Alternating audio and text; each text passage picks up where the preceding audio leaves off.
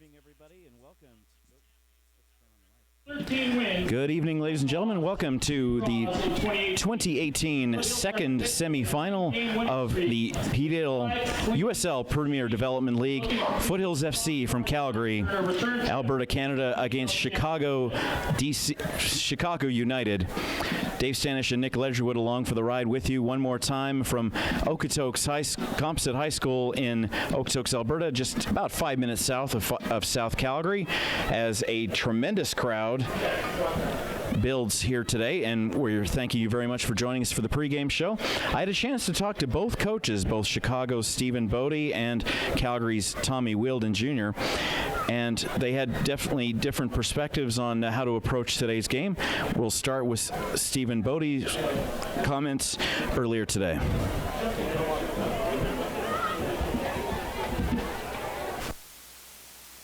And no, it's beautiful here. It's the first time here for a lot of us, so we've enjoyed it.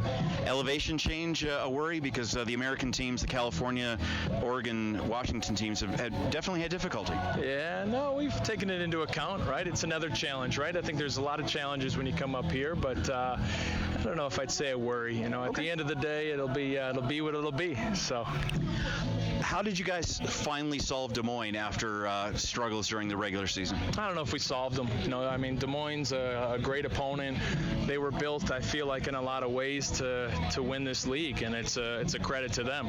I don't think we solved them. I just think at the end of the day, soccer's a game where, you know, on the day and one game, you know, it's one of those things where you can beat a team, and I think it's also difficult to beat a team, you know, 5 times in one season. So ultimately, you know, I think there was more about that. And just learning through each game throughout the regular season. So for Game 5, you guys had an approach, because they didn't score in that semifinal, and you guys didn't allow them to score either. So. Yeah, they're very disciplined in what they do, and they were very successful in what they did. Obviously, being undefeated on the year and the way they did it. So there were no surprises either way.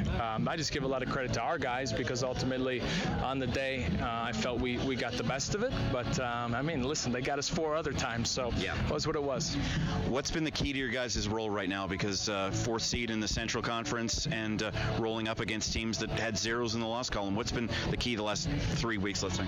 I think the biggest thing, our guys, there's a great spirit about them.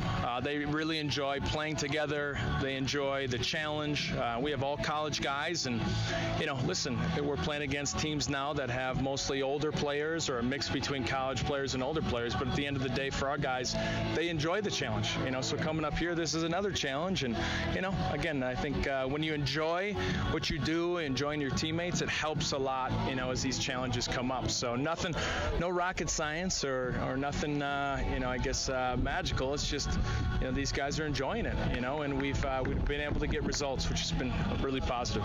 Louis starting in net, the stats say 4 different goalies. How's that adjustment been, and how have you guys dealt with that issue that you've had this season? Yeah, it hasn't really been an issue. I mean, we just had... Good. That's good. Yeah, we've had a deep goalkeeping crew. 4 guys have played because, you know, we've had 4 strong goalkeepers. So ultimately, Luis is going to get the start today, and he was in goal against Des Moines as well. And, you know, he's done really well. He's done really, really well for us.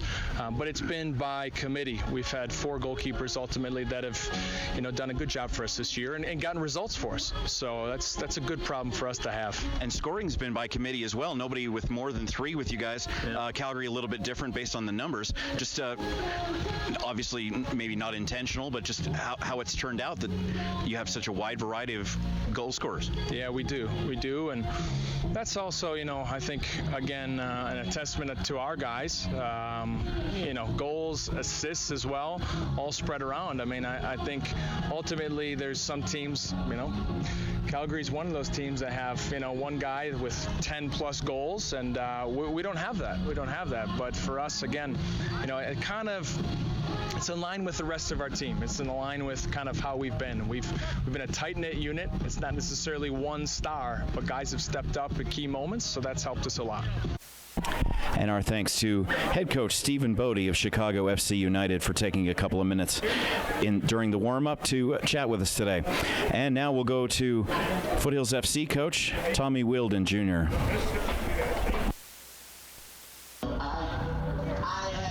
Well, Tommy Wilden, we are here. We needed 3 big steps to occur, and all 3 happened. Can you talk to me about Game 1 against Colorado, the first half of that road trip? So, yeah, as you've known, David, the way we've tried to look at things is just focus on the next game.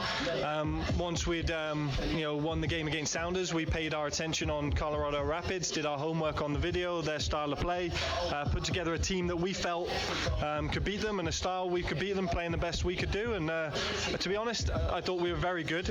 Just lacked a cutting edge, hence why it was 1-0 and left it late for a magic Moosey goal. But again, there was 4 clean sheets in a row to that point. And then the Tucson match. Tucson, we were brilliant. I mean, the hardest thing, we've never done 2 games in 24 hours in the heat in California. We had the 4 o'clock game prior, which was right in the heat. It was a later game. However, the boys had to recover. We had a short bench because Sergio Camargo had got injured in the semi-final, and we had to adapt and overcome. But I actually thought, in credit to our fitness, and that's the work the staff have been putting in, the boys had an extra gear, and we were very, very good. Probably our best performance of the season in a time that meant the most. Well, we saw some photos through social media of you guys messing around on the beach and just kind of getting loose in Los Angeles. The team unity factor had to have been a large thing for a 2-game road trip to create the success that you had. Well, and we've created a culture. These guys are up and comers. Then they do this for fun with a view to doing it for a career. I was brought up in a world. My dad was a coach. I've been around the game a long time, so it's got to be fun. The guys have to be focused when the game comes, but they can't be focused from the time they're on the plane to the time it kicks off. They'll be drained. So we went down to Manhattan Beach. We had a bit of spike ball. We had a bit of a beach volleyball. The boys went and had lunch, and we enjoyed the place we're in. I think it's important as young players that they experience the places they go to, and I think that's a large part of our success thus far. Is we enjoy our environments, we enjoy each other's company, and we work hard for each other. You guys had a few games in England in the spring. Are you seeing both on the field and off the field developments and results from today, from what you guys accomplished there? Absolutely. I mean, we were fortunate. We went to England when they were in the midst of or at the back end of their 10-month season. We went at the beginning of ours, so we competed. We won 2, lost 2, and tied 1. So even though we were in pre-season mode, we showed we could compete. We've added pieces since then in Sergio Camargo, in Joel Waterman. Who else came and joined us there? Chris Serban's joined us since. These guys are the ones that ended up making our team stronger and have performed on the pitch. So it's been good to see. Well, let's talk about your opponents, the Chicago FC United. They took a team that was basically undefeated in Des Moines and stopped them from scoring for 120 minutes without giving too much away. Did you see how they did it? Because their struggle against Des Moines was very big during the regular season. Yeah, it was, and what it shows is the league is one format where it's based over the long stretch, and the knockout playoffs is another where it's win and advance. And what they've done is they found 2 different ways to win, and Des Moines Menace are a good side. So what we're going to do is we've paid them the utmost respect because they've earned it for being here. We don't expect it to be an easy game, but having said that, none of our games really have been an easy game. We've just executed our game plan every time we played, other than one, and that was only due to the one loss we had was just because we couldn't find the back of the net. We played very, very well. So they deserve to be here. We're going to treat them with that, but we've got a few chinks in their armor that we're going to attack today. Chicago United is sort of playing the way the Vegas Golden Knights did. Nobody expected them to do anything, and they've rolled to a significant portion of their season and fulfilled and surpassed expectations. How do you be the team that can knock Cinderella off when everybody else hasn't been able to? How are you the Washington Capitals to their Vegas Golden Knights? Good question. We were them in 2016, so we've rode that roller coaster, and that's why we'll give them the respect, because nobody did with us, and we kept turning people over. We've looked at their strengths, we looked at their weaknesses, and we are, if you use the Capitals, we've got a job to do. We've got a lot of strengths that we didn't have in 2016. So like I said, it's up to us now to make sure our big players play in the big games, and fortunately they have been. So that's a good place to be.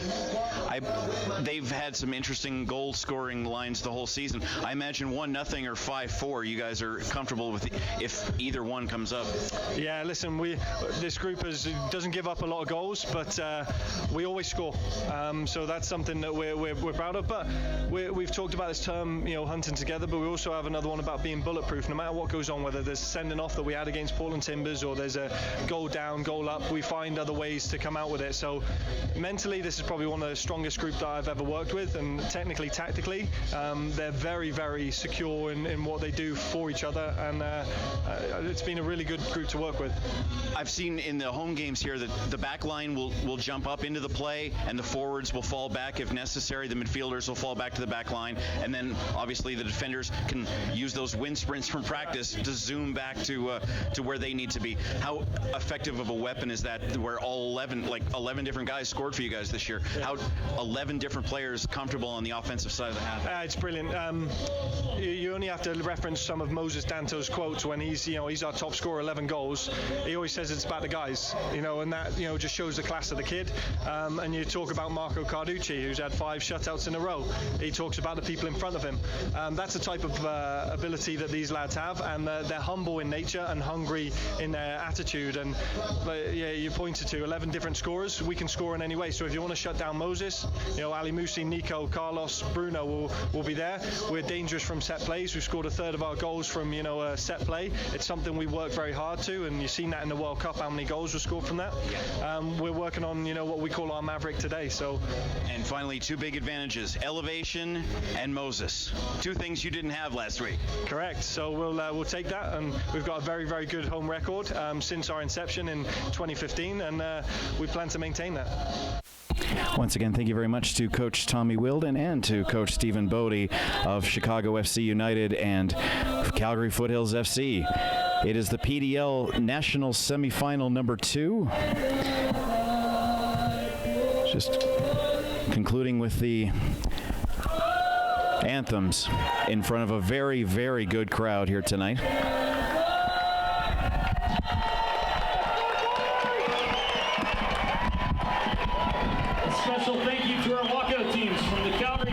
All right, let's do this thing. Dave Stanish and Nick Ledgerwood along for the ride with you one more time live from Calgary, Alberta, Canada. Central Conference Championship. Foothills FC in the white jerseys, the Western Conference champions. The Chicago FC United, the Central Conference champions, ready to clash to find out who's going to be in the USL PDL championship game for 2018 next Saturday night. Nick, you made the road trip with the boys. Tell me about the 2 wins against Colorado and Tucson in the heat of Los Angeles last weekend. Yeah, it was a great... There you go. Yeah, it was a great road trip for the boys. Kind of unfamiliar that we played a Friday late afternoon game at 4 down in the heat in California. The boys grinded out a great result, and the next day we had enough legs to get a result against Tucson. I think that was one of the better games that the boys have played all year, and it just shows how much fight and resilience is in this squad. Chicago FC United comes into the game winning against the Des Moines Menace, a team that had 0 in the loss column before this past weekend. Des Moines had scored a tremendous number of goals throughout the year and had dominated Chicago during the year, 4 for 4 during the regular season, but Game 5, that's where Chicago got their revenge and learned what they needed to do at the perfect time. Can you learn a lot from losses and build them up to be able to turn it around next time you play a team? Oh, 100%. Chicago won the most important game of the season for them so far. As you said, they lost 4 times during the season to Des Moines, but the final game that counted for them, they came out on top. So obviously they learned something from 4 previous games. I still think Des Moines is the more talented team out of both of them, but they're here in the semifinals, so hats off to them. Well, welcome to everybody from Chicago watching tonight. Hopefully you got some viewer parties going on, and we thank you very much for joining us here on YouTube Live from Calgary.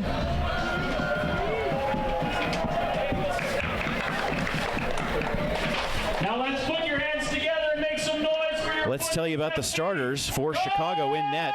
Number 1, Louis Barraza. Starting Luke Hawkinson, 15. Connor Alba, 11. Max Todd, 5. Luke Prippa, 15, number 10. Martin Alba, 6. Xavier Gomez, 8. Grant Stoneman, 25. Gian Magno, number 3. CC Uchi, number 4. Isaac Schlenker, number 19. Max DeBruner, number 18. We'll get the exact layout for you as we go along. For the Foothills FC, Marco Carducci in net, Ali Musi, Moses Danto, and Nika Pasquati, the starting forwards. Carlos Pitino and Bruno Zebi, the center midfielders, along with Elijah Adekube. The back line,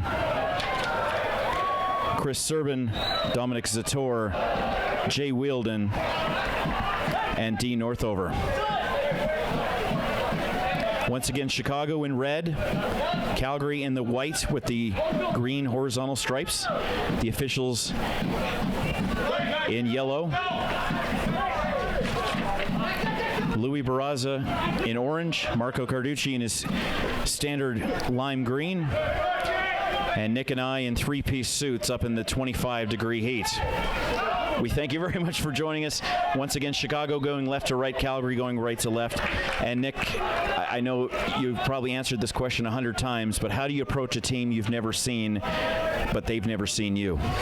Yeah, it's a good question. I think the unfamiliarity of both teams, both teams are just going to stick to what they've done all season, and they've come out on top. Both teams all season they've done well. So I think at the end of the day, you just stick to how you're building up your keys to the game.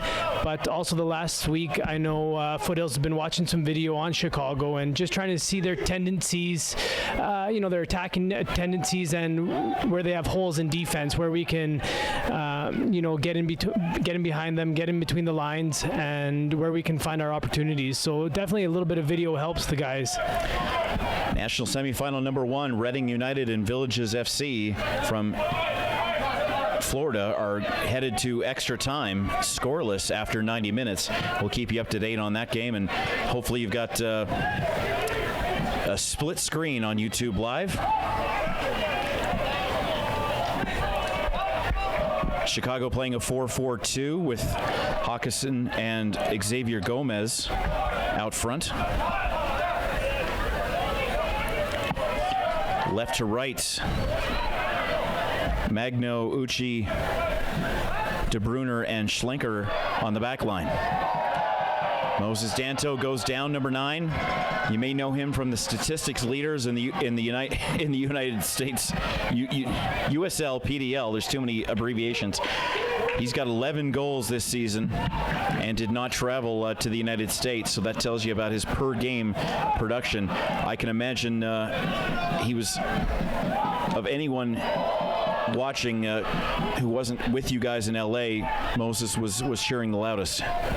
Yeah, he definitely was. He's missed when we go down to the U.S., but we definitely have guys on the bench with Jeej, Sakaria, and Willie Akiel that can definitely fill in his boots. And they stepped up for us down in California when they were called upon. And we'll get into those round of 16 and round of 8 matches for the two teams progressively during this 90 minutes. We've got nearly a sellout crowd here in Okotoks, Foothills Composite High School. The best location in Calgary, an area that had that 1,000 seat minimum required by the league this year. The long throw in, bounces off a couple of feet, but wide right, looking for Elijah Adekube. No luck for him, but Nico Pasquati's been using that half-length throw in all season long.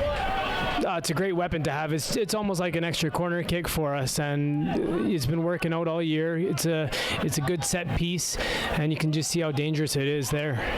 Pasquati, as Danto's going to steal this ball away, working hard against him is De Bruyne, and Danto ends up winning the battle. About 25 degrees, so about 77 for our American friends watching tonight on a pretty much perfect evening. Not too much wind. Wind's been an issue in this stadium in the past, but I think loudness is definitely going to be a big help.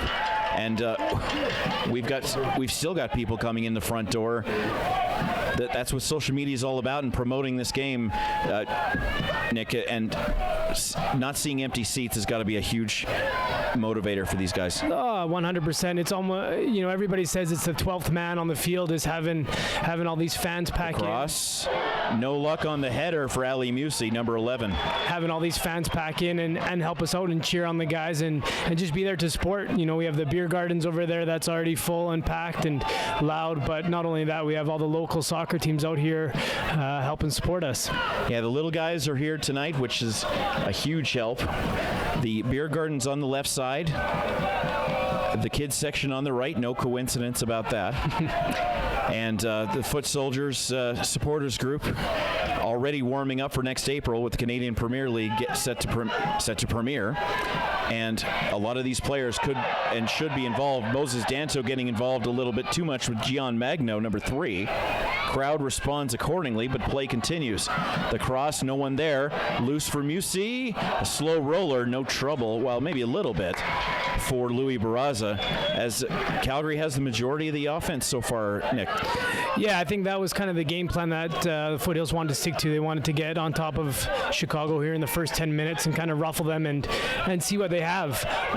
It seems like a young, naive team from Chicago, so the game plan is to press them, to stay high, and to force mistakes. As you heard during the pregame show, Stephen Bodie talked about how his other teams in the Heartland Division really concentrated on building older teams to try to win more games rather than perhaps their idea of development specifically. Of course, it's a U23 league, is the premier development league, but you can have as many as 8 overagers, which are obviously 23 and older. Calgary has, I believe, that many. No more than 8 is the PDL rule, for those of you who may not have known that. Yeah, and I think it's good to have a good mix of older, experienced players, because that's what helps all the younger players, not only the coach or assistant coach, but to have the older, experienced players mixed in with a young group of potential players is the right foundation to build these teams. The captain makes the play. Dominic Sator playing back with Serban, Wheeldon, and Northover. A bit of some positional changes here. Northover usually a midfielder. And sorry, go ahead. Yeah, he's been one of the better defenders, or one of the stronger defenders we've had all year. He's definitely a consistent player, and you know what you're gonna get out of him every game. He's one of the hardest working guys I've seen out there. Louis Barraza. We'd love to hear from you in the YouTube live chat room. Thank you very much for the notice. Louis Barraza is the goaltender, and Marco Carducci is the other goaltender. The corner from Chicago, punched away by Carducci, and Calgary takes it away. A shout out to the 04 Foothills Charge girls team. They're watching the game tonight. We thank you very much for tuning us in. We hope you're having a fun evening, and hope the team can get you the result that you're looking for.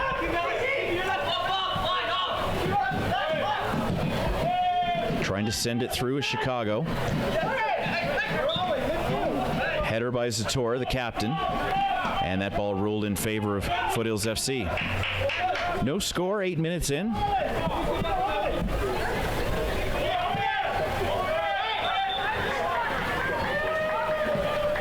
Northover and Wheeldon on the far right of your screen. Zator and Serban to the near side.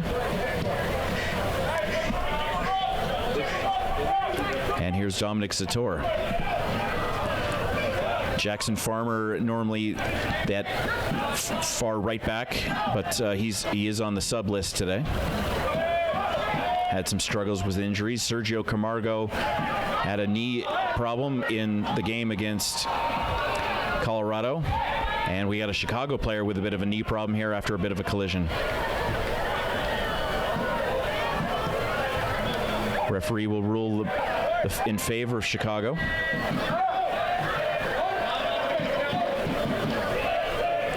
Calgary defeated Tucson in the league quarterfinal last week, and Colorado Rapids FC in the round of 16.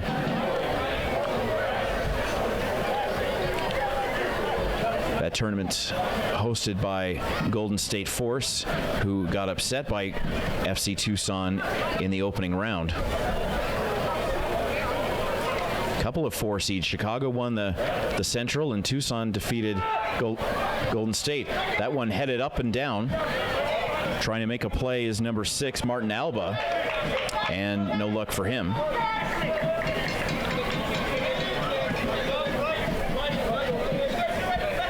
Making a play is Gian Magno, number 3, the throw-in. Quickly surrounded is Gomez, number 8. Double teamed.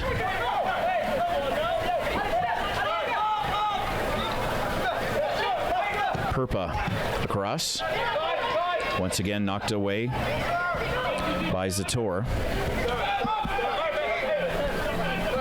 This one back out to number 25, Grant Stoneman. Adekube doing his job along with Bruno Zebi. Moses Danto out for a chase. And the pace is a little bit slower than at the beginning, but I've noticed that through Calgary home games all season that if they can get a goal in the first 3 minutes, they're going to try.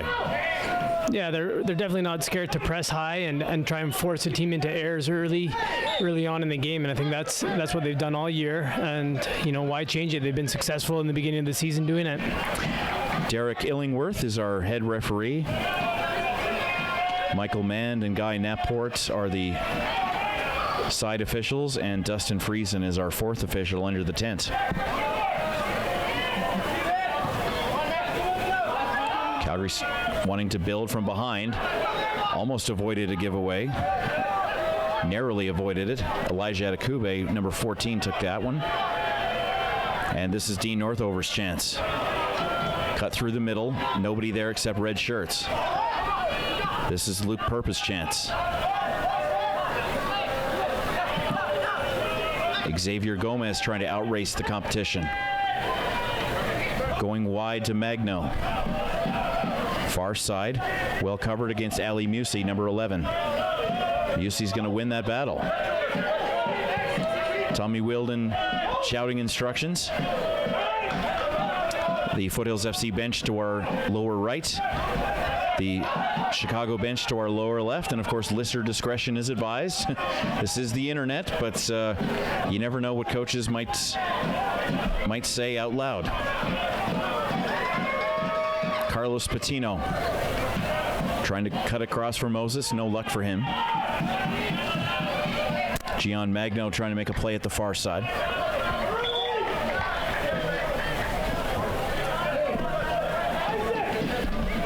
And we already have a substitution. Looks like number 9, Jesus Perez, is going to come in and sub off number 6, Martin Alba. 9 in for 6 when we get the opportunity. And this is that opportunity. Maybe a lingering injury. We don't want to speculate. But an early change. 13 minutes into the contest. Chicago FC substitution. Yeah, it looks like it was a groin injury that kind of he had before the game started, and obviously just can't carry on. So in that case, an early sub for Chicago.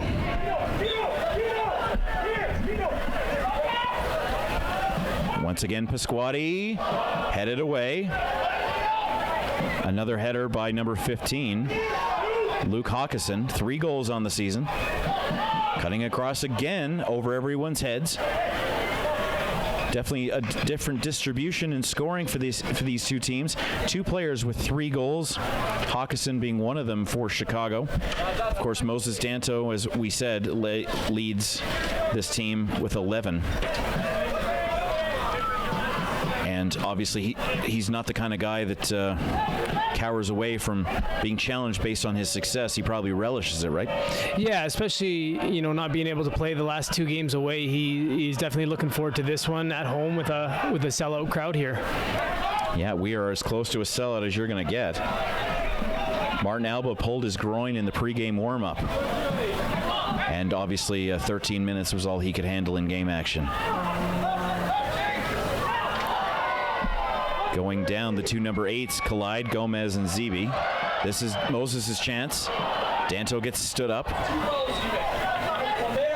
and they whistle it. Stephen Bodie already talking to the referees about missed calls. We thank him for a few minutes of his time in the pregame show for a quick chat.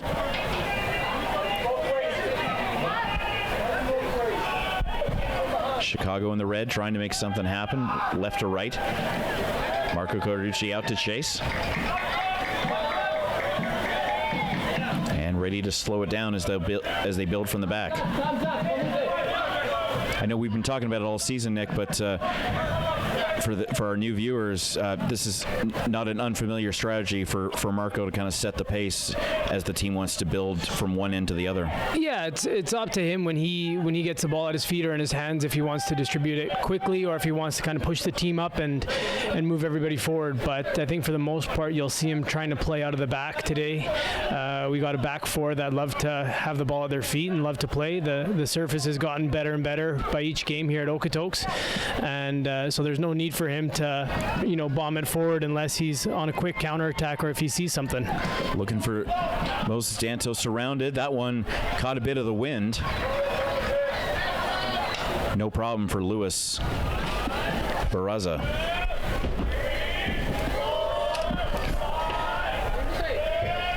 The crowd counting for the goaltender possession inside the 18-yard box. Of course, as everyone recalls what happened in 2012 with the women's Olympic bronze medal game. Stephanie LeBay, who has shared this microphone with me earlier this season, signed in Sweden and is already in Sweden and is a very interesting follow on Twitter, Stephanie LeBay. Of course, the goaltender for Canada in their bronze medal victory in Rio de Janeiro. Named her dog Rio and took him with her to Sweden. And we hope Stephanie's watching today. Chicago United and Foothills FC. Of course, Chicago plays at Loyola Park, also home of Loyola Chicago, team that went to the Final Four in basketball this past spring against, and finally lost to Michigan in the national semifinals. Calgary fans would love to repeat that. A team from Loyola Chicago having an underdog run and getting beaten in the national semifinals. That would be exactly what the Calgary fans want.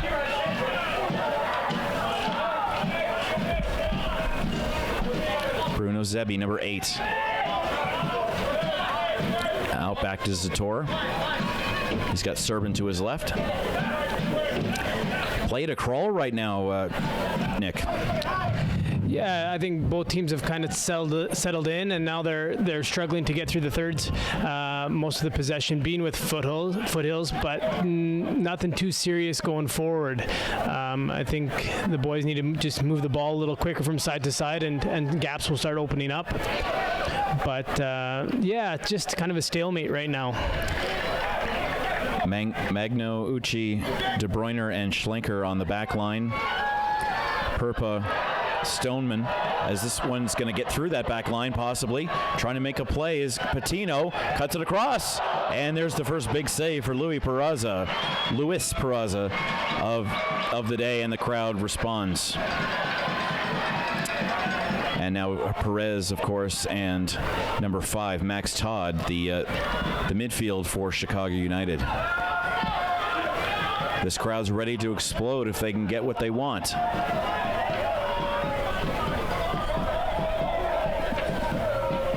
"18 minutes into the game. Cutting across. Too much head off the header for Dominic Zator. Up, and away. And, I mean, I talked to the coach about that earlier, Nick. 11 different players have scored a goal for Foothills FC this season, and a backliner being put into an offensive situation is not unusual. No, I mean, Foothills, we've got goal scorers all over the field for us, but obviously Moses, our top goal scorer, is the go-to guy. But we got guys on the bench with the likes of Willie, Ajij, Sergio, who can all come in and, score goals for us. We'll tell you about the 7 substitutions for each team a little later. De Bruyne watching Danto very carefully, the 2 tallest players on the field.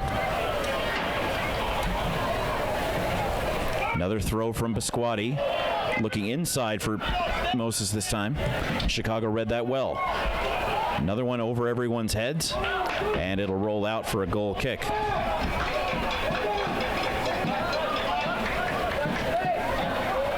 Luis Barraza with the first big save of the day.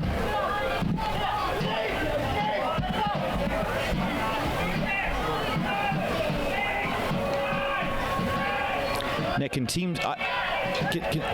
you describe how teams can get in trouble maybe in soccer rather than other sports about when they're playing not to lose or not trying to give up a goal rather than being aggressive to score? Yeah, I think teams that concentrate on not giving up goals, they're more concentrated on what the other team's doing as opposed to what they can do, what they have control over. And I think you get in not the best of position with the team concentrating on things you have no control over. So we've never been that way all season. We've always focused on what we can do, how we can affect the game. So I think Chicago, if that's kind of their mindset right now, it's going to be hard for them to focus on what they've been good at all year, trying to focus on us instead. And that's part of the goal. If you can distract the opponent to only be reacting to you instead of being proactive about what they do, that's half the battle right there.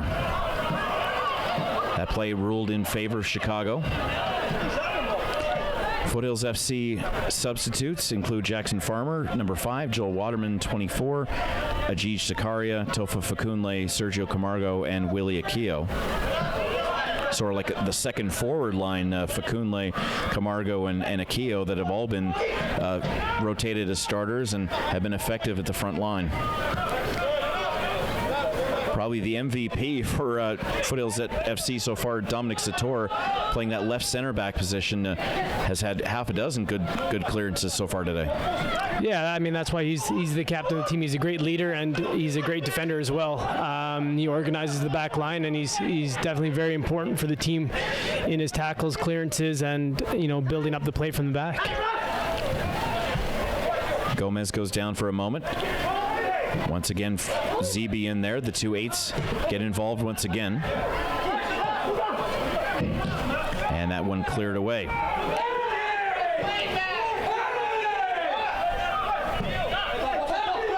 Carducci tapped that one out. Playing the last line of defense. Once again, Bodie not very happy with the refereeing here. Yeah, and I think, to be honest, the ref hasn't done a bad job. Pitino in for Moses Danto, trying to get around. Couldn't draw anything against Uchi. Quick shot, Pitino off past the far post. You were saying about the referee, Nick? Yeah, I don't think he's done a bad job so far. He's let a few calls go, but I think he's let a few calls go both ways. So I think he's just trying to get a good flow to the game going here. Obviously the coach from Chicago doesn't seem too happy, but I think that's more because his team hasn't gotten any opportunities in the first half yet.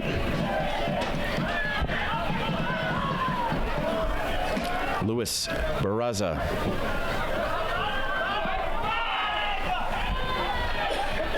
Sends it out, and Foothills FC will send it back in. Luca Purba, number 10, waiting for an opportunity. Big bounce. Danto sprinting like his life depends on it. He is super anxious to get something on the board here. Crowd wants a call. They're not getting it. Everybody seems to want a call, but the referee's not giving them what they want on either side. Pisquati with a nice kick out and then takes a tumble. Chris Serban on the near left corner.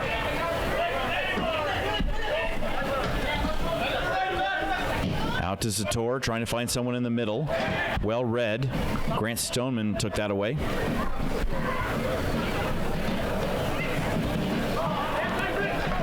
Dean Northover covering on the far side.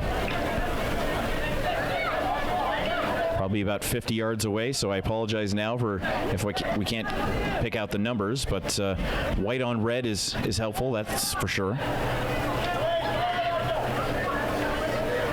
Max Todd, number 5. Puts it forward, but that one taken away. Serban and Zator with a bit of trade. Hawkinson and Gomez covering on the top end, along with Luca Perpa, number 10. Of course, the winner of this game goes to the PDL championship match. Reading and Villages from Florida still in extra time. We'll let you know how that turns out. Not quite at penalties yet, but they are scoreless in extra time. The winner of that game plays the winner of this game. Chicago comes into the game among the 16 qualified playoff teams with the worst goals for, goals against ratio, 23-20.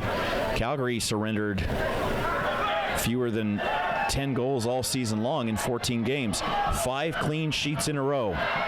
Danto, well done by CC Uchi to knock that one down. 535 minutes Marco Carducci came into this game without surrendering a goal. Cut across with the right foot. And coming close was Bruno Zebi, but right in position was Lewis. 535 plus 26 is 561 now for Marco. The Roman Wall, as he's been declared this week on social media.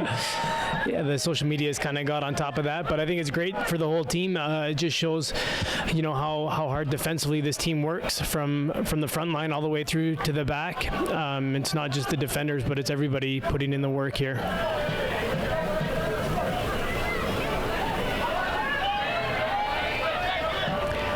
I think another big key for you guys is you give up very few shots on goal, specifically as well. Yeah, there's not a lot of opportunities opportunities we give up in a game. We're very tight defensively and as a big unit. So, there's not a lot of sloppy mistakes that we're making. And if we do make mistakes, we have guys that are going to cover and help out.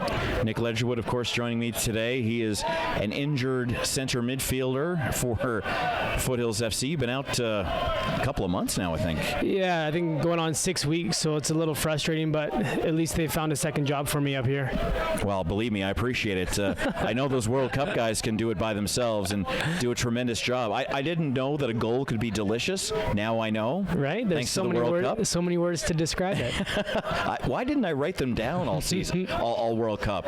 But no, those guys did an amazing job to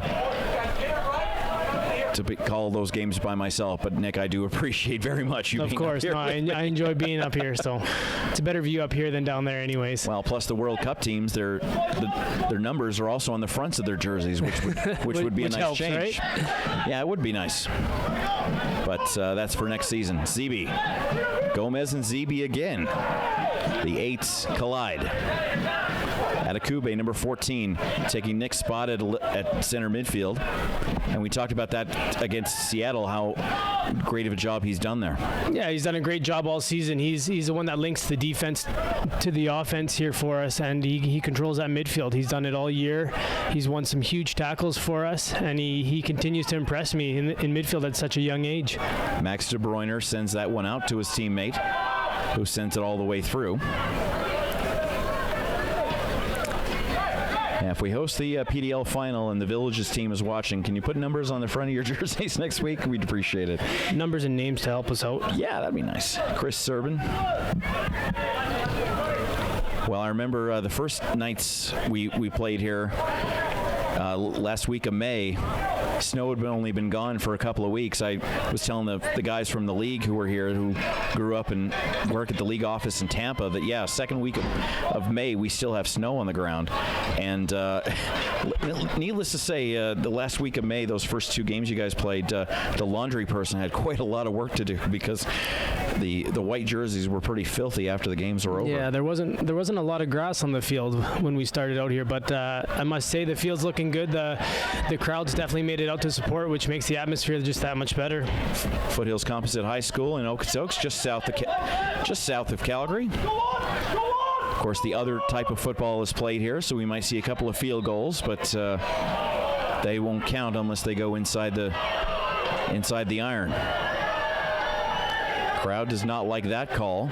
Luca Perpa stands back up again. Do we have a card? I believe we do. Yeah, I think that was Dean Northover with seemed like his first tackle of the night, but to get a yellow card for that, it seems a little early. But yeah, yellow card in the 30th minute mark for Dean Northover there. Yeah, just hitting 30 minutes. One significant shot on goal for Foothills FC. None specifically for Chicago United, but we'll get you the halftime stats and substitutions right before the second half begins. There's a shot on goal, and Marco Carducci's going to deal with that really quick and kick it back out to Moses. Danto couldn't quite handle it, and Stoneman will send it all the way in the other direction. And it's been about a 70-30 possession game here for Calgary, which has not been unusual for this team. They have not lost since June 1st. 9-game winning streak. Nico Pasquati from the near left side to us, right beside the camera. Yeah, he's done well to win a corner for the boys. He got a goal the first weekend. Has been sort of snake bit at home ever since.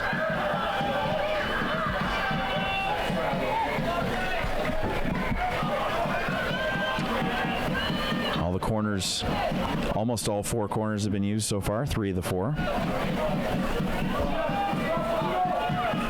Cutting it through off a bounce, and it is up and over the net.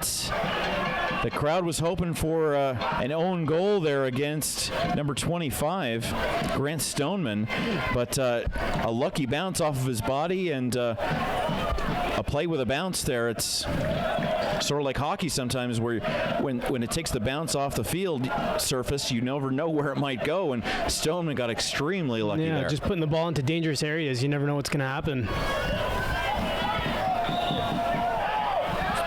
Calgary player gets knocked down, but the play goes to the Chicago United.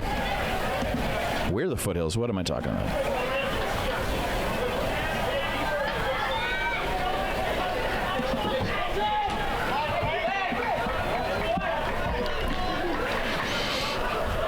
Moses watching very closely here.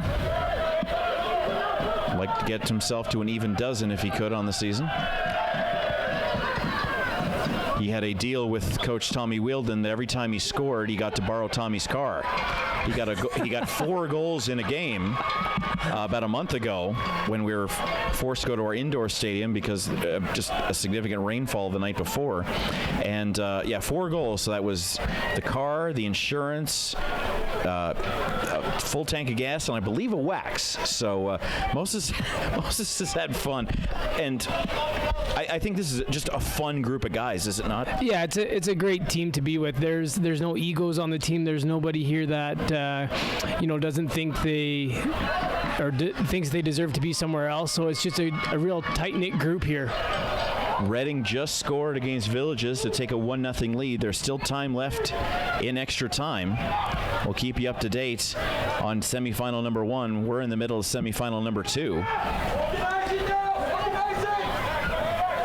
First goal in either game just a moment ago for Team Reading. Nice bit of footwork for Pitino, but Chicago ended up winning that battle. Xavier Gomez, he's looked excellent so far in these first 35 minutes. Trying to find a play inside the 18. That much a little too hot to handle for Luke Hawkison.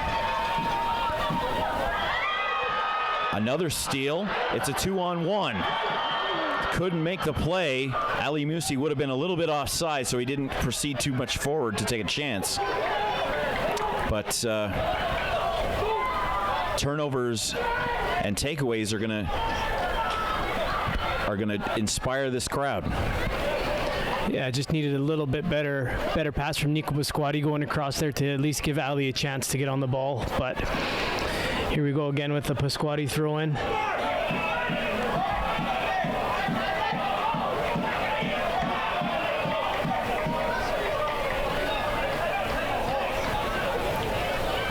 What a weapon this is.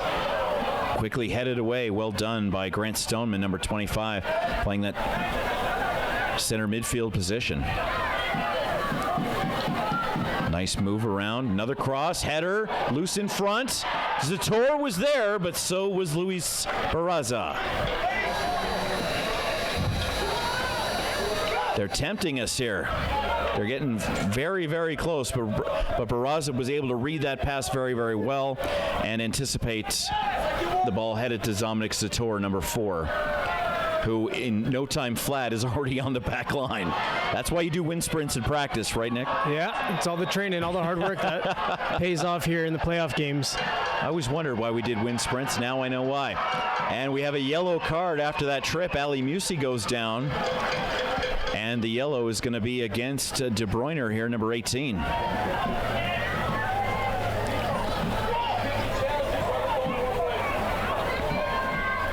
The left center back. And Ali Musi needing a couple of extra minutes to settle himself.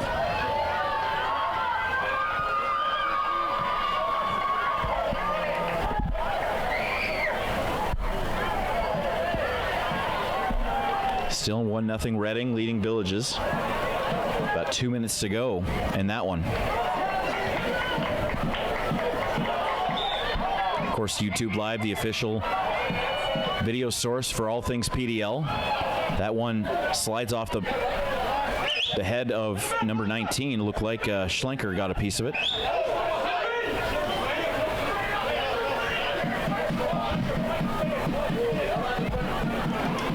And it's a deep throw in the defensive zone for Chicago United.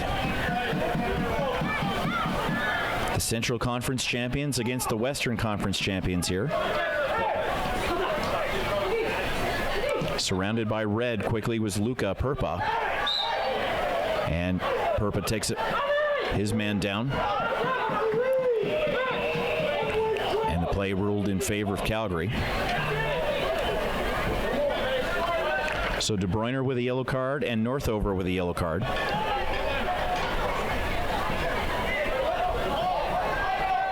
Carlos Pitino getting ready for the set play here. Indirect, nice header attempt, and Pasquati bit snake bit here the last few home games. I think he'd enjoy the payoff of a goal more than anybody right now. Yeah, I think so. He definitely puts in the work for one, so he deserves to get at least something out of this tonight. I don't think I'd be disappointed with him getting the first goal for us.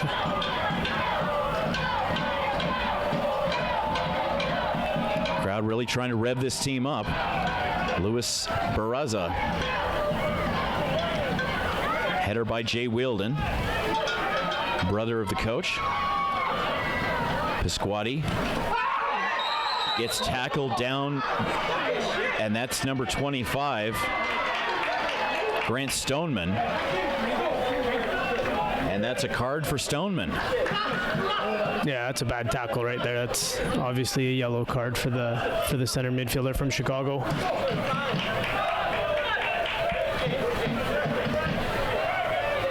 Can a center midfielder get too busy by having too many responsibilities and getting spun around by everything that's going on? Yeah, of course. I mean, he can have too much on his plate, or the coach give him too many rules before a game to try to follow. I think he might get distracted with just too much going on if he's supposed to man mark somebody or be zonal. Definitely can have too much going on and not concentrate just on his own game. Ali Musi, number 11. Zebi, number 8, trying to cut it through. They found Danto. He gets knocked down.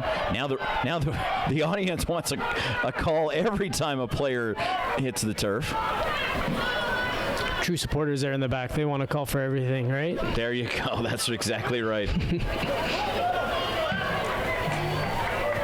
Yeah, you can tell it's playoffs. Fans want to call for everything, just like hockey. Oh, there's a nice little tip, cutting across, but well done by Serban to knock it away. As Perez got that opportunity, number 9, to cut it into the net area. But nice bit of footwork there for Chicago United. Now they have the offensive third throw-in, similar to the position Pasquotti's been in half a dozen times here in the first half on the other side. That one across, well covered. Looked like Danto got a piece of it, playing back. Here's Pasquotti on the left wing. Slips and falls. Perez along with Magno trying to calm it down.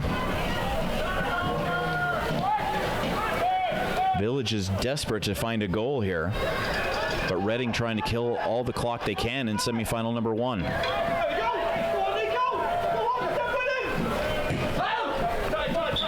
That one out and ruled in Calgary's favor as Magno couldn't get to it fast enough, and Calgary trying to push this pace. Looks like Chicago's done a great job of isolating Moses Danto and keeping him pretty well apprehended. Yeah, he hasn't had a lot of quality service up top. Definitely something that Chicago probably looked at before the game, knowing that he was playing. But like I said before, we got other players around the pitch that can put the ball in the back of the net. Carlos Pitino, number 7. If you guys do advance, I hope Moses is hosting the viewing party after. We'll see what happens. Well, you guys have to get there first. Exactly. We're still looking for our first goal of the game, as Reading officially finishes off Villages. So the winner of this game will be traveling to Reading, Pennsylvania for the championship game in 2018. Congratulations to Reading United on their victory. 1-0 in extra time. A goal in the 113th minute. And that propels them, with the best record of these 4 teams, to hosting the championship game next Saturday night, live on YouTube. And I imagine ESPNU, if last year was any indication. So once again, congratulations to Reading United. I've never been to Pennsylvania, but I don't think there's any room on the plane. But we'll have to wait and see. I'm sure we could squeeze you in. Oh, I appreciate that. Yeah, and hopefully they pack in a good crowd like Calgary, Okotoks did tonight. Correct. Well done from Bruno Zebi. And the crowd rewarding all these. You got to love these takeaways. There's got to be at least a dozen for Foothills FC in this game.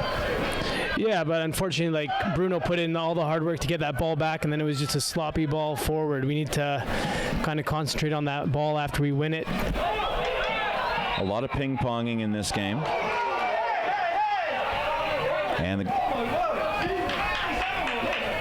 And now Tommy Wilden has something to argue about. Yeah, I'm not sure about that call. Carlos had possession of the ball going all the way through, so I don't know why a foul was called on him. Still scoreless here. Semifinal number 2 of the PDL for 2018. We, just like they always say on the NFL broadcast, we'd like to welcome the viewers of the previous game who are now switching over to join us here as Reading defeats Villages 1-0 in extra time.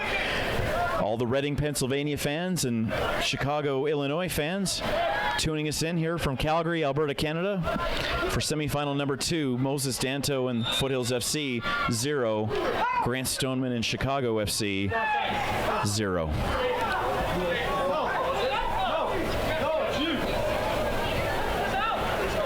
Chicago trailed in their matchup in the conference semifinal 3-1 at halftime, scored 4 consecutive goals to win at 5-3. There's some fancy footwork from Atakube as the 3 Chicago players just sort of let him go past them and made no challenge in the offensive part of the field. But yeah, so these guys can score in bunches, and despite being down 2 goals in that conference semifinal last Friday nights, they got 4 consecutive, and then against Dayton, then the next day defeated the Des Moines Menace 1-0. Yeah, it shows that they are a quality team, that they don't give up, and they're obviously gonna fight for something over the whole 90 minutes, and I think that's what we're kind of seeing tonight. They're not letting many clear chances through, but on the flip side of it, they haven't created much to worry the Foothills defense either. This is Chicago FC United's 2nd season in the PDL. They did not make the playoffs last year. This is Calgary's 4th year in the PDL. They reached the league championship game 2 seasons ago in 2016. There's a loose ball. As that one just hits the line to force a goal kick, but we saw that a couple weeks ago with the Seattle goaltender leading to a red card for his teammate who had to dive to make the save, Nathan Awney of Seattle Sounders, and a bit of trouble for Luis Barraza right there. That could have made highlight reels all over America there. Yeah, that could have turned out a lot worse for him there. I think he was lucky that it bounced out of bounds and he didn't have to go chasing. Danto almost had a wide open chance, but a nice knockdown by Ciciucci, who's contained Danto very well so far. No call, but they have to keep going. Not sure how that's not a foul. Zebi complained, but Chicago kept the play going. And we have 45 minutes plus 1, and the 1 is complete. Chicago, no score. Calgary, no score. It's halftime in PDL semifinal number 2. Nick, your thoughts about what we saw in the first 45 minutes? Yeah, I think Foothills definitely dominated the first half with possession, chances, corners, everything. I think the only thing that was lacking was that last little bit of quality, that last cross or that last pass in the final third. And I think that's what's going to win the game for Foothills is, just that last little bit of concentration. Obviously, Chicago came out here with a game plan to not let Moses get on the ball too much up front. They've done a great job defensively, but like I said, on the flip side, they haven't created much going forward. I think they're more concerned of just weathering the storm here as long as they can. We'll have the stat story of the first half coming up when we sign back on at the beginning of the second half, but the only real numbers so far are the yellow cards: Grant Stoneman, Max De Bruyner, and Dean Northover. So we'll take a break and be back for the second half of PDL National Semifinal number 2, Calgary and Chicago scoreless. Jumping season.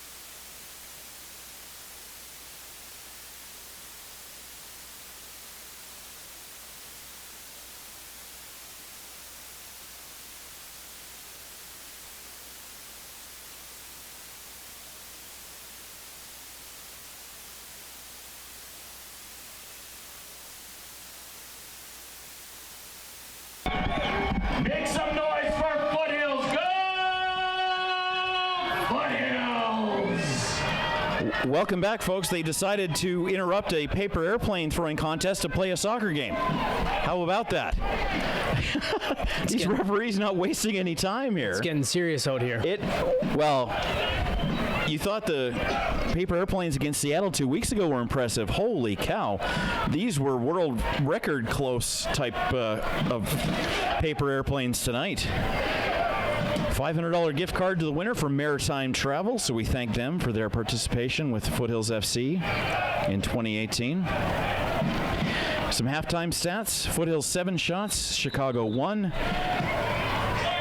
Luis Barraza had to make 3 saves. Marco Carducci 1 for 1 on his save count. Foothills had 5 corners. Chicago had 2. Foothills 6 fouls, Chicago 10. Foothills 1 offside, Chicago 0. And of course the 2 yellows, Grant Stoneman and Max De Bruyne for Chicago United, and Dean Northover, number 2 in white for Foothills FC. We welcome everyone from around the world watching tonight, including fans from Reading who want to know who their opponent is next weekend. Reading United defeating the Villages 1-0 in extra time. Dave Stanish and Nick Ledgerwood live from Calgary, Alberta, Canada, for the ride with you one more time. Calgary in white with the green stripes, going now left to right on your screen. Chicago United, red with the white numerals and the black shorts, going right to left. Gian Magno trying to make a play a little bit too hardcore there, and it'll roll in the other direction as the sun has now set behind the clouds, behind us, behind the camera, and this sellout crowd.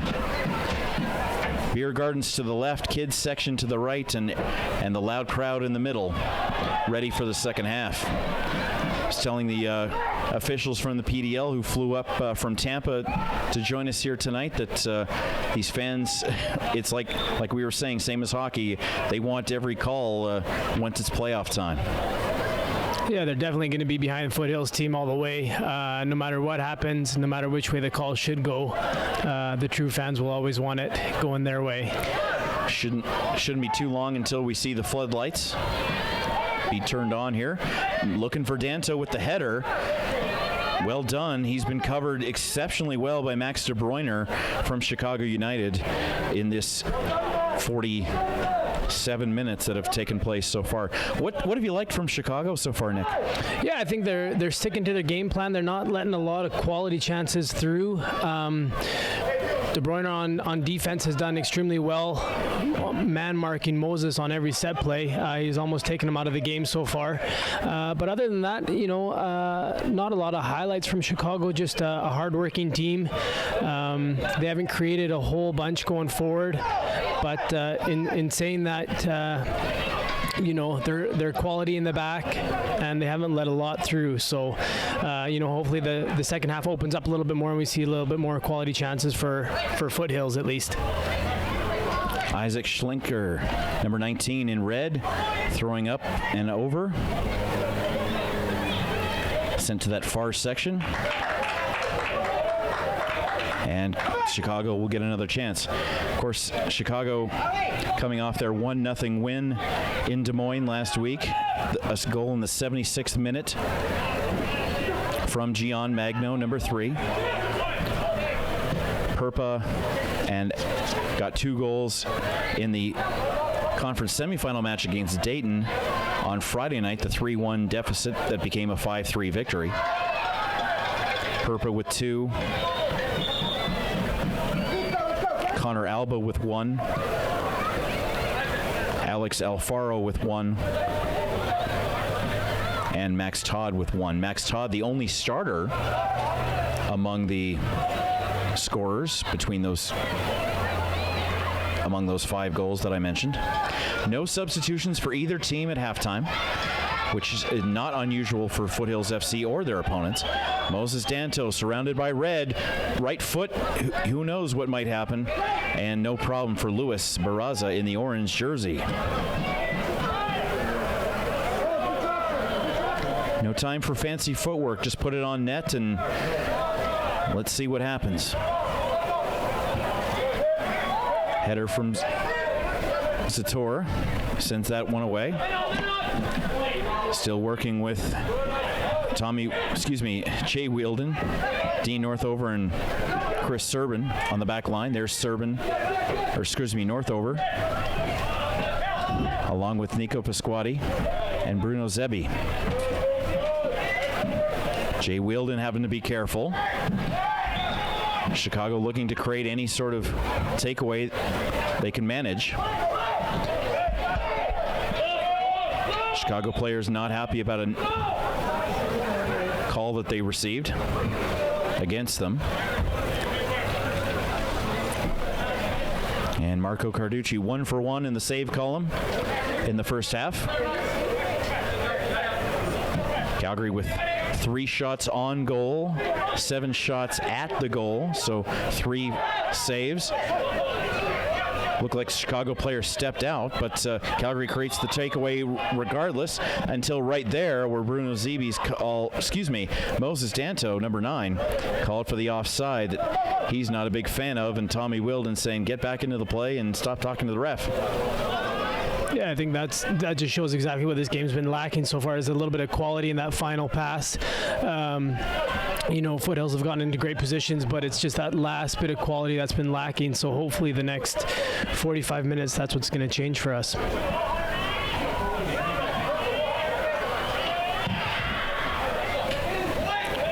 That's a huge play for the goaltender, Barraza, almost into the 18-yard box of his opponent. Nice tap. What can they do from the left to the center? Max Todd cuts it across. Well done by Calgary to cover and knock that one away. Great job from the midfield to come back. Looked like Zebi got a piece of it. And Chicago with their most creative moments of the game so far. Here's another one. And that one a field goal, but not a soccer goal. Yeah, definitely a different Chicago team that's came out here in the second half, putting Foothills on their heels in the back here. If we can weather the first 5 minutes here and kind of get a rhythm and get a flow back into the game, hopefully we can get the press a little higher and create some more quality chances. Jesus Perez with that opportunity. Plays for Illinois Chicago, UIC. Teammates in the summer and fierce rivals in the fall against players like Magno and Stoneman, who were part of the Loyola Chicago organization. Talk about organization. This is Calgary with a chance. How about that? What a save. Danto, here's a third try, cutting it through. Chicago with a great coverage, and Danto's going to be seeing that play in his nightmares. Holy cow, Carlos Pitino with a couple of great chances, but a very leisurely rebound try for Danto that Chicago handled, and that could be a turning point. Or more inspiration for Foothills to get on the board and break this scoreless draw. A couple of interesting sequences, one on either side of the field so far in this second half. Great thing about YouTube Live, you can hit the rewind button and watch it as often as you want. Elijah Adekube with a nice tackle. Zebi. Pasquati to his right. How about a give and go? Oh boy, well done. Well done for Schlenker, not as much for Stoneman. The man with the yellow on his record has to be very, very careful. Yeah, it's a good tackle at the end of the day. He's gone in knowing that he's going to win the ball, so I don't think there's a foul there at all, but Foothills with the corner kick now. Tremendous job by Schlenker on the initial coverage. You can see the kids section, half the kids playing around and just kicking the ball, but the other half very intent on watching this game. Zebi in nothing but red, rebound off to the right. Pitino couldn't respond. And the Chicago bench very happy about their teammates. You feel like something might happen here. 54 into the contest. No scorer on the board. Another cross. That one loose in front. Taken away again, this time by Perez. And Chicago's going to wait for, he's going to wait for his teammates, is Perpa. And he'll draw the foul against Northover and get the pause in the action.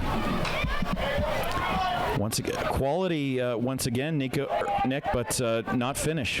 Yeah, the deliveries, everything's been first class except for the finishing. Along with Moses' rebound chance, I think he's got to do more there to put a little bit more power on the ball and at least make the goalie make a good save. But that's definitely what's been lacking here. Gomez.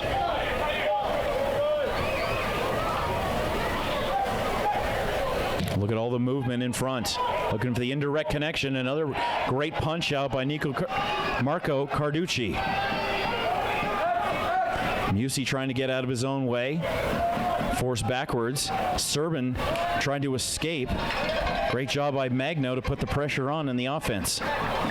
Offensive eighth pretty much of the field right now for Chicago United. Winner plays Reading United next week.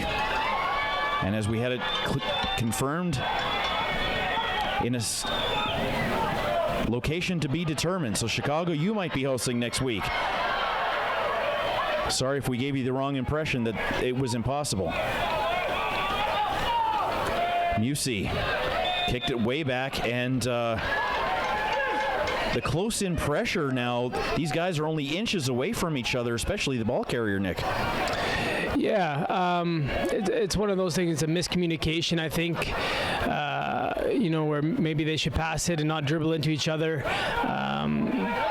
But they're definitely getting some quality chances here and nothing.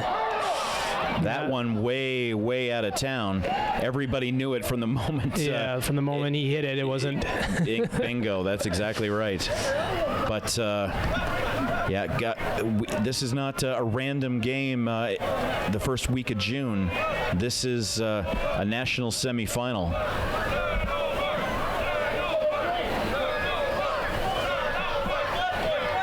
And even the kids section now getting in on the chance. Barrazas looked very, very good tonight. Chicago's used 4 different goaltenders this season. Marco Carducci has played the vast majority of the action. Nathan Ingham, the backup goaltender, signed with the Pittsburgh Riverhounds of the USL for the remainder of the 2018 season. And you never know. Some of these players, depending on the result tonight, might be getting calls tomorrow morning about possibly joining USL teams just like Nathan did. A lot of scouts probably watching tonight. Danto ahead to Musi. There it is. Yes, get in there. Ali Musi. 1-0 Foothills.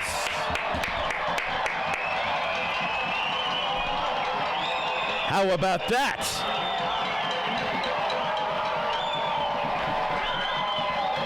And the crowd responds.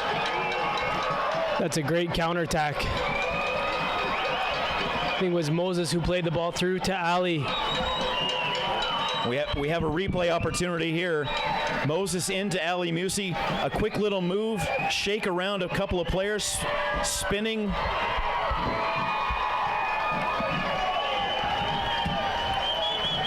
Foothills FC goal scored by number 11, Ali Musi. You heard it here first. Ali Musi gets the goal. A nice little transition off a takeaway. Yeah, you'll see Foothills now press for the next couple minutes here and try to rattle them again. Shot up from the midfield. Moses Danto receiving the pass forward to Musi, just inside his left post, our far post on the film, and Foothills has the first goal of the contest. 59 minutes into the matchup. Calgary 1, Chicago no score, 59 minutes into the game.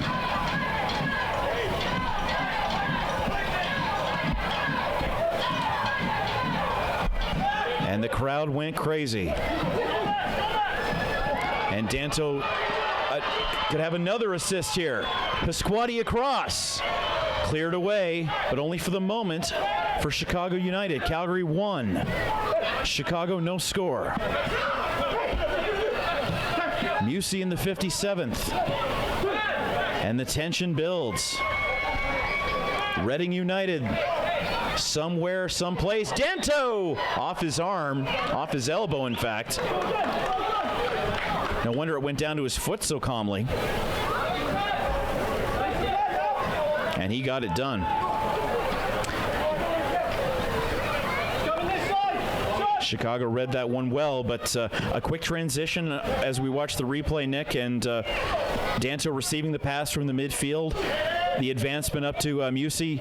Musey finds the near corner, beating Luis Barraza. Yeah, it's a great finish from Ali. He's been key for us in the playoffs here. He had a big goal down in California, and now tonight another big goal for us. Getting knocked down was Perpa, number 10. And that's a foul against Foothills FC. And this is why we wanted a sellout crowd. Chicago wasting no time on the inbound. De Bruyne playing with danger.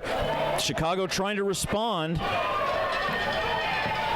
The slant pass didn't work and quickly cleared away. Could Musey do it again? Well, not right now. Calgary trying to take advantage of the Chicago confusion right now. An important clearance by Luca Perpa right there. Out for Gomez. To the far side. Now to the inside. There's Jay Wielden.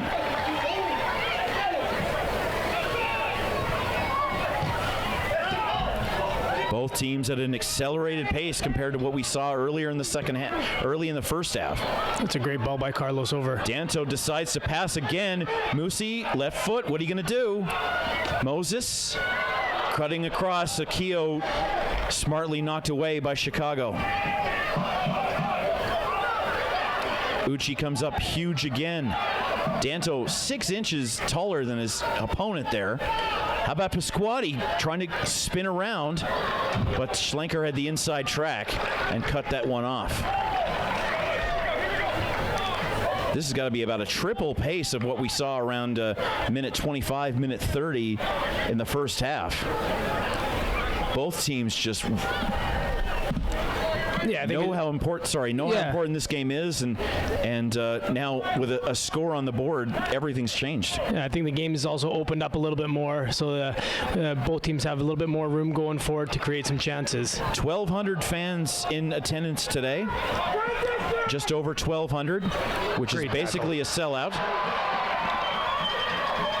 And the crowd is really responding. Moses Danto spins around, but that one gets knocked away by Uchi. A second try, up and away. Win, lose, or draw here. I think Foothills FC should try to sell some season tickets for 2019 for the crowd as they exit the stadium. This is some tremendous action. That's a good little preview to what Calgary can bring in the soccer community for next year. Well, don't forget, fans, the Cavalry are coming, but Foothills FC is going nowhere.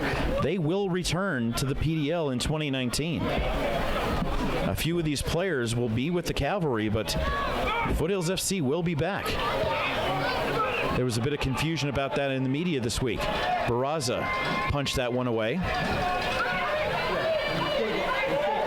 Look at the moves. Quick shot! Into the breadbasket.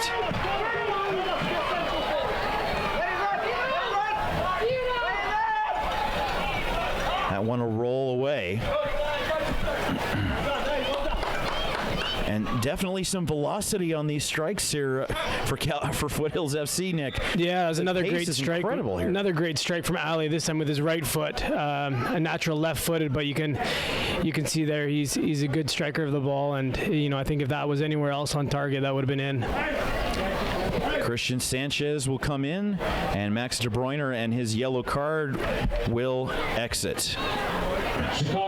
Chicago's back line has been tremendous outside of the goal that they gave up. But Danto's pretty much been handled, which is why, I mean, he made the pass to Musi for the goal, and then made another pass to Musi just a short time ago. He he knows they're centering on him, so he's going to pass it on to other people. That's some unselfishness right there, which is part of Moses' game, and then takes a spike into the left shin. Now a bit of a conversation here. Max Todd and Nico Pasquati having a conversation. Now Gomez involved. Goaltender trying to break it up here. And Calgary's got to be careful. They're the ones...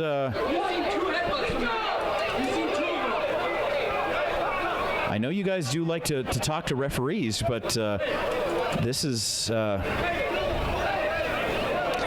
what... Well, I don't think this is what Wheeldon wants to see right now. No, we'll see if the gentleman in yellow can sort out everything that's been gone. And I think the ref missed the first tackle, which was on the sideline against Nico Pasquati, which kind of followed everything else here. Well, if this was the other sport Calgarians are most familiar with, we might see some unsportsmanlike conducts and some 10s. But the non-call on Moses Danto really is what sparked all this. And conversation got very, very heated. Right below us here, in perfect camera view.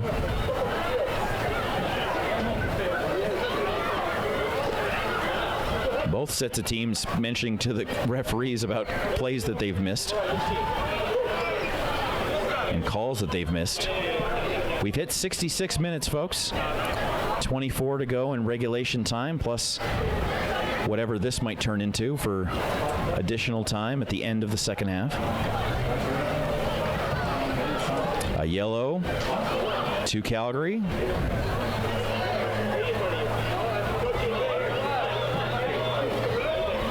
And a yellow to Chicago. That's a red card for Chicago. A red to Chicago. Wow. Chicago down a goal and a man. Both teams trying to argue the point that Xavier Gomez was not the man that should be punished here. I think the referee did get a little confused as to which player in red he needed to deal with. Elijah Adekube gets a yellow card, but Xavier Gomez gets a red card. Yeah, I think it was a small headbutt in the midst of everything that the refs have seen, and in that case they've given a red card. And I'm not sure if it was to the right player or not, but if it was a headbutt, then it definitely deserves a red card. Well, Pasquati was telling the referees, there's 2 headbutts that you've missed. And the side official talked to the head referee and reviewed what they saw, and they saw a red cardable offense. And as exciting as the second half, maybe as unexciting as the first half was, the inverse has taken place here. The second half has been nothing but excitement and moments. Did you catch that headbutt, Nick? No, I didn't see it, but I think the third and fourth official have said that they saw it and they confirmed that it was a headbutt. So I guess you just have to trust them, what they saw. Well, they're the ones calling the game. Hit your replay button, folks, to confirm what you saw.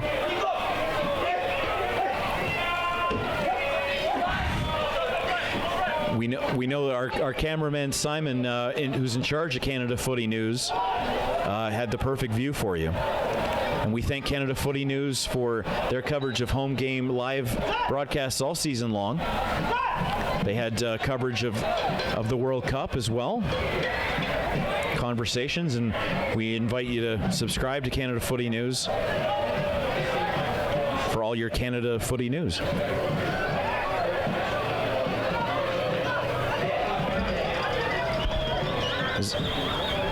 Number 11, Ali Musi, the goal scorer. Sends it out to the left flank. Look at this close action. So Xavier Gomez with a red card. Chicago down a goal and a man. We had this in our last home game for the Seattle Sounders.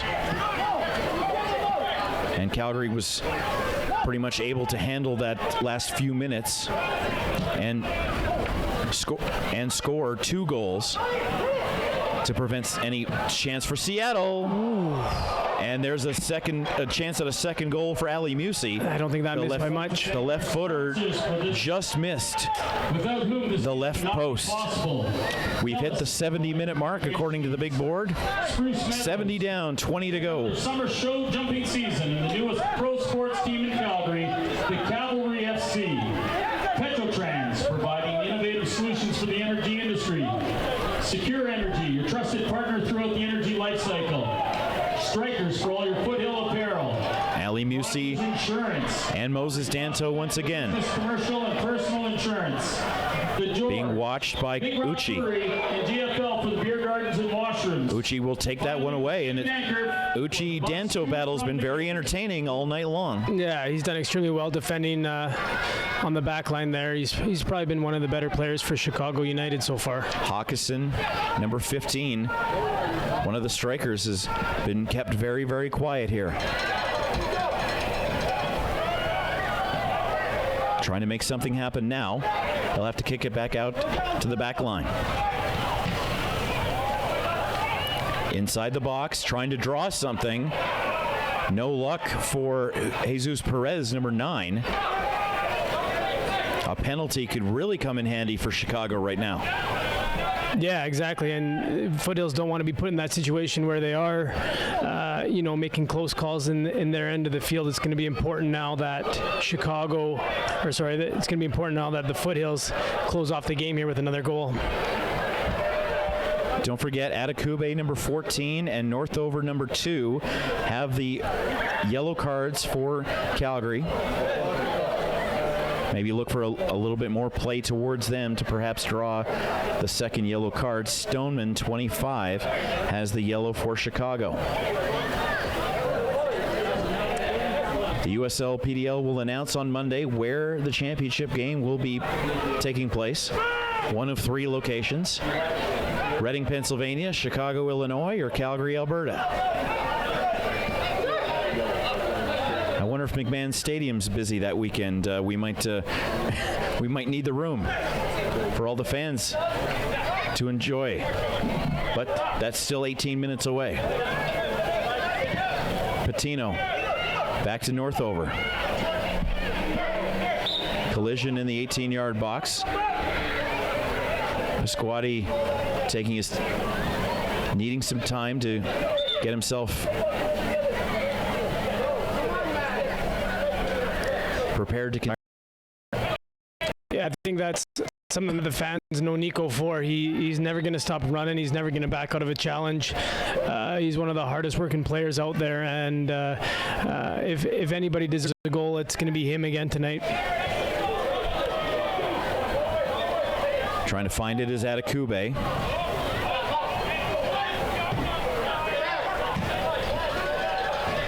Pasquati. I've said it after every game. Nico's definitely the candidate to be in a nice bath with a beer in his hand after the game's over. Danto gets knocked down. Some more great defending by the number 4 from Chicago. Absolutely. Great job by Uchi. He's been solid all night long. Pasquati's asking his coach to take him out whenever he's ready to. 74 minutes gone. Of course, as we said, some great offensive weapons on the bench. Facunle, Camargo, and Akio for Foothills FC. Foothills in the white, Chicago in the red. If you're joining us from Reading, Pennsylvania, if you're joining us from anywhere besides the local Calgary area, we'd love to see you in the chat room on YouTube Live or in the comments section after the game's over. For those of you watching the archive, we'd love to find out where in the world people are watching us tonight. 1,215 in Foothills Composite High School athletic field here. Yeah, they definitely got their money's worth so far. Oh my God, and they've been very loud.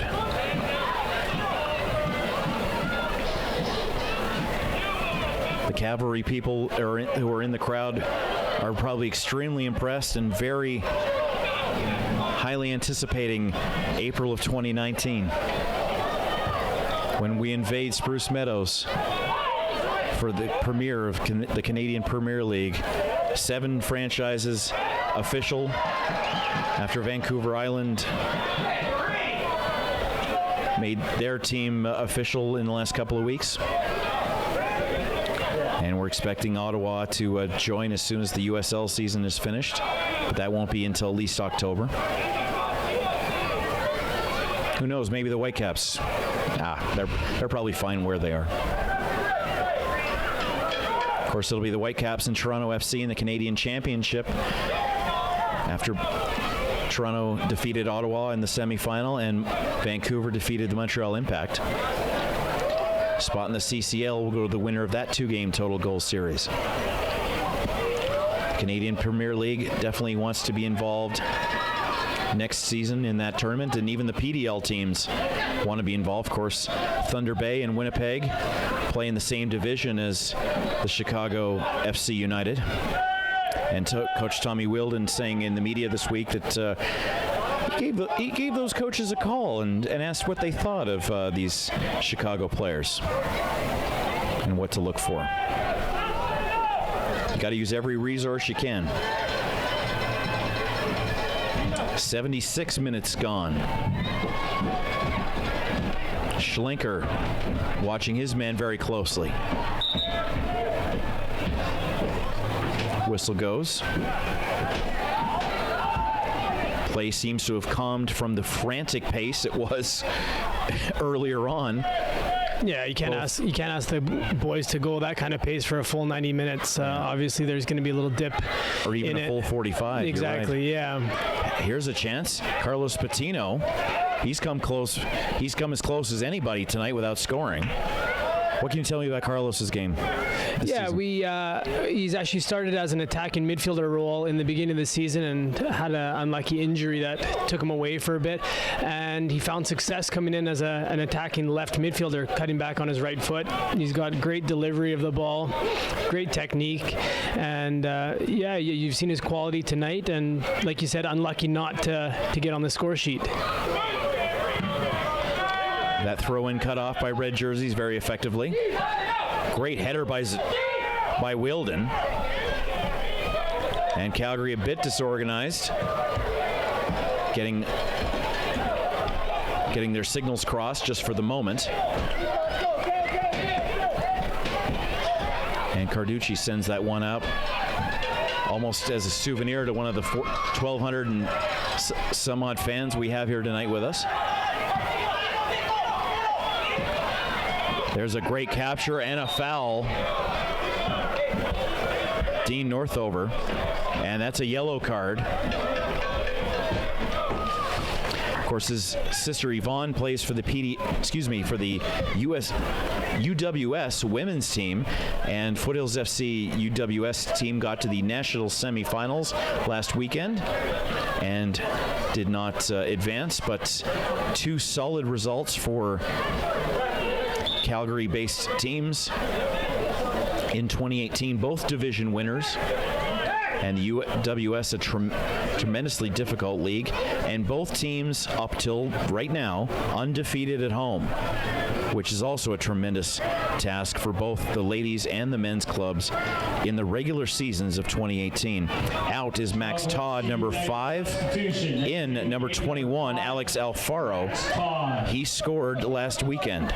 Into the game, number 21, Alex Alfaro. Who got the yellow? Christian Sanchez, the most recent sub in before Alfaro for Chicago United. He has the yellow card. 79 minutes into the game.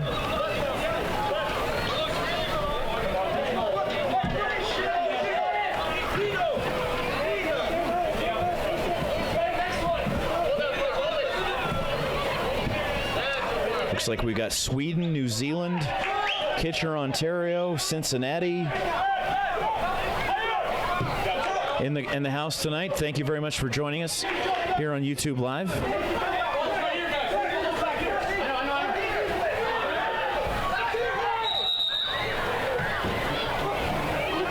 $80 minutes into the matchup. And something like this can only do wonders for the kids programs of this city, seeing the success on both the men's and women's side, knowing that this community can develop quality and results at the same time. Moses Danto takes down his opponent there, Stoneman, 25. And a lot of kids watching this game, wanting to be here in the future, wanting to wear these jerseys and be at the PDL level sometime in the future.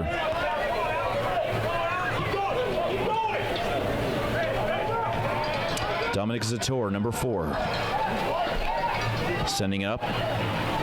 Knocked away. How about Zebi? Looking for a second. Left footer. Field goal, but not a soccer goal once again.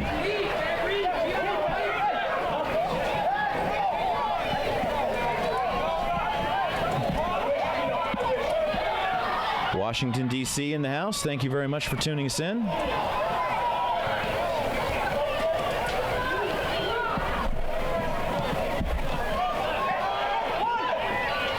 Bruno Zebi Ali Musi in the 57th minute.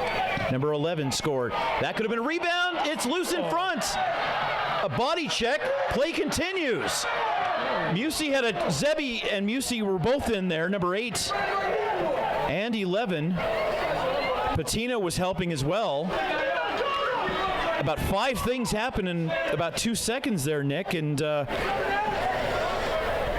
I think just no goals. Yeah, once again, it's that communication quality that's a little bit more of a bite, and you get that shot off.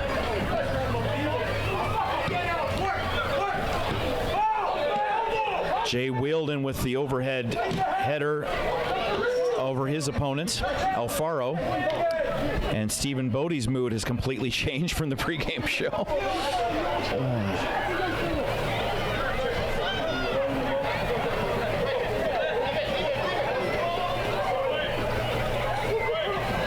Dubai in the house. Thank you for tuning us in tonight. 82 minutes gone. This near official has received nothing but abuse all night long.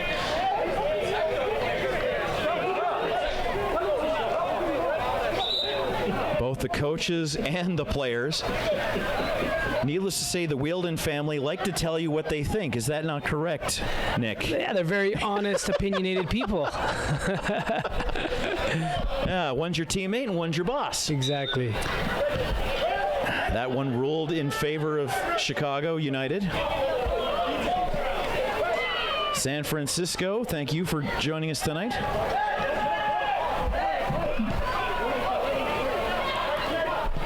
ESPN will, one of the ESPN networks will definitely have the game next week. They'll let you know. They had it last year. Thunder Bay did not get the win for us Northerners against the Charlotte Independents, but that was a very good broadcast. Charlotte were rooting for that win. 27. Of course, Reading United, zeros in the loss column this season. Calgary with just the one on June 1st in Portland. Calgary has not lost at home since 2015, and it looks like it might be time for Willie Akio. There's North Korea, Auckland, New Zealand, China. We thank everyone for tuning us in from all over the world, and if you haven't already, let us know where you're tuning us in from. either live or on the archive, as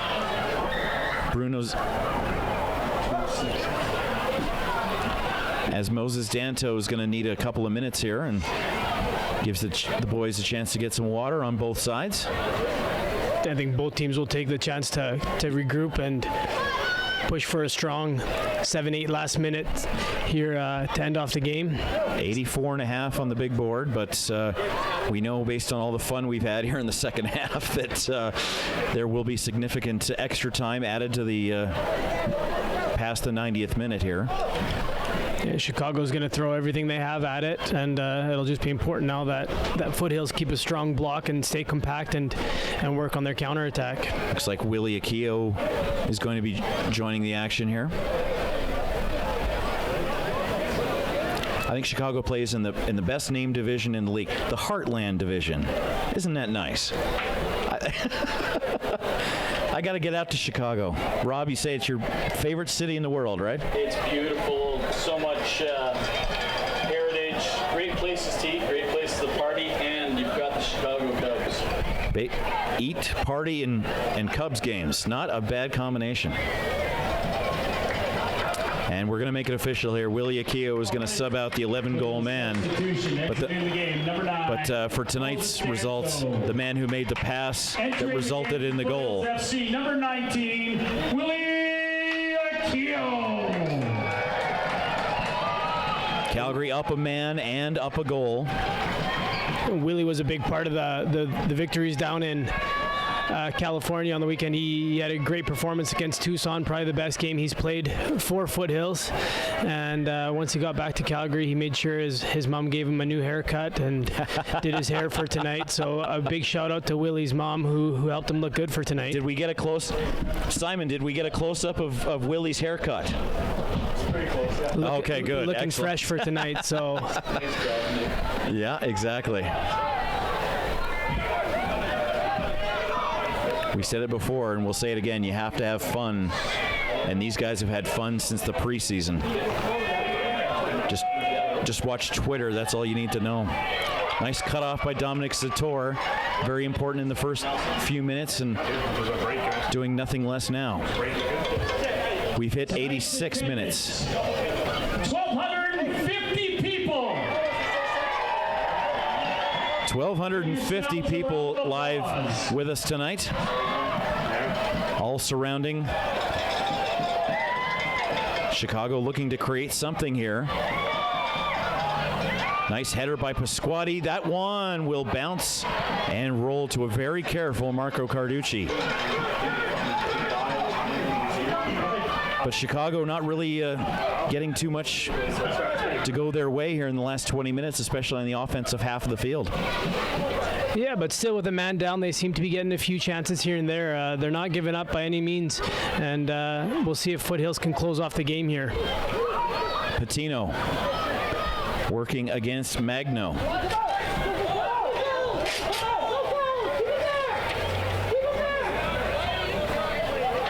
That one will roll away for a goal kick for Chicago.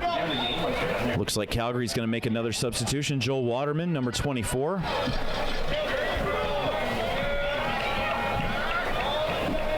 Defender.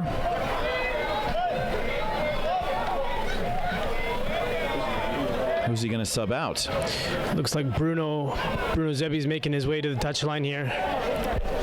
Bruno, the offensive midfielder, along with Carlos Pitino that we talked about earlier. Foothills FC substitution, exiting the game number 8, Bruno Zebi. Into the game number 24, Joel Waterman. Xavier Gomez took a red card. That's why they're down to 10 men, or the Chicago United.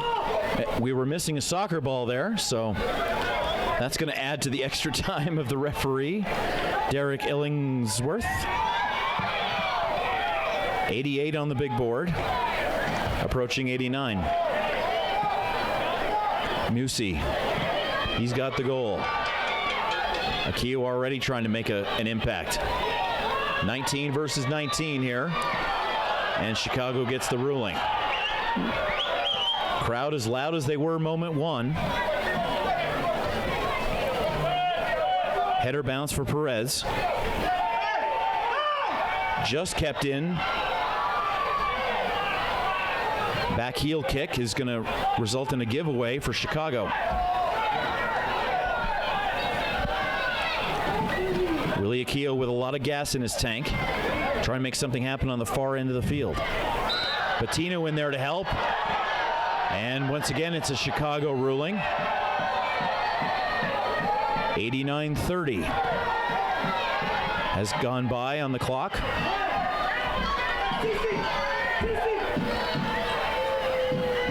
Chicago's going to push everybody forward here to try to get something in the last minute. Goaltender Baraz is at the halfway line.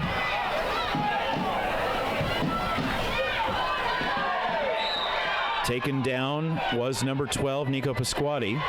And it's another yellow card, this time for Schlenker. Number 5 is the amount of minutes that will be played. Schlenker with the yellow. And just minutes ago, Joel Waterman came on for Bruno there. He'll sit in midfield with Elijah here for the last couple minutes and push Carlos a little bit more forward as Carlos will play in the number 10 role. Schlenker, Sanchez, Stoneman.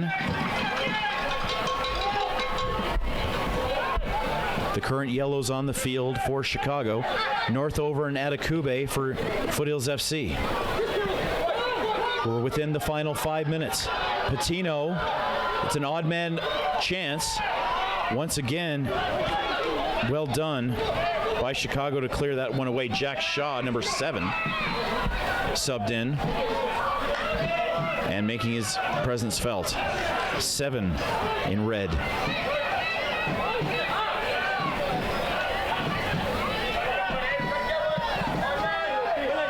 Calgary 1, United nothing. Trying to get around Akio, that didn't work. We get a whistle, but a little bit of action after the whistle. And it looks like number 4, Uchi.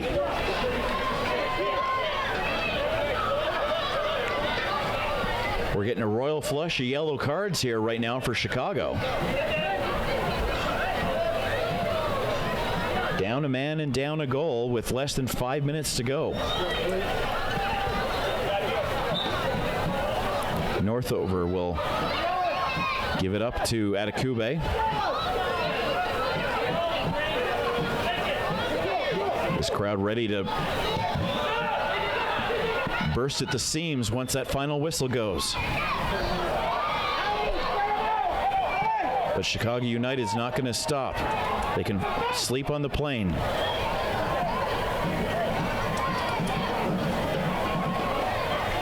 At the far side, it's Chris Serban, number 22. PDL National Semifinal number 2. Reading United won semifinal number 1. They're awaiting the winner of this game. And that's a souvenir for one of the 1,250 people here tonight.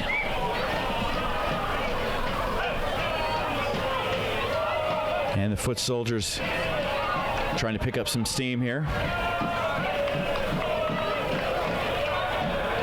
This crowd saving themselves for the explosion after the final whistle goes. But as maximum of a crowd as we could probably fit in here. Both teams looking for calls, but it's ruled in favor of Chicago United, who have no time to waste.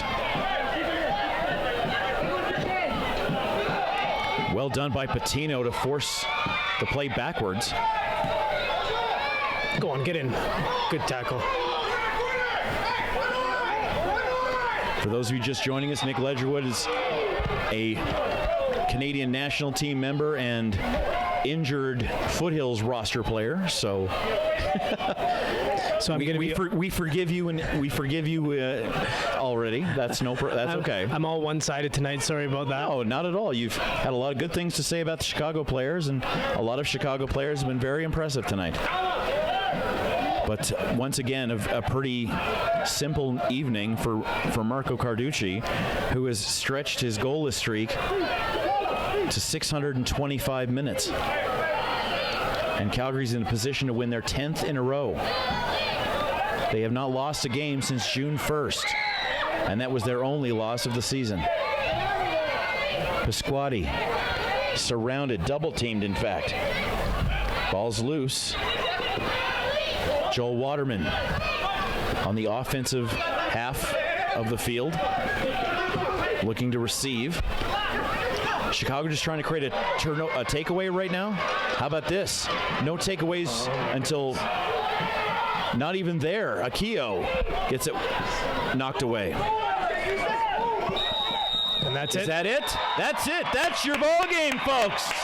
Foothills FC wins the national semifinal and will play in the PDL championship game for the second time in 3 years. FC won. Advancing to the PDL National Championship is your Foothills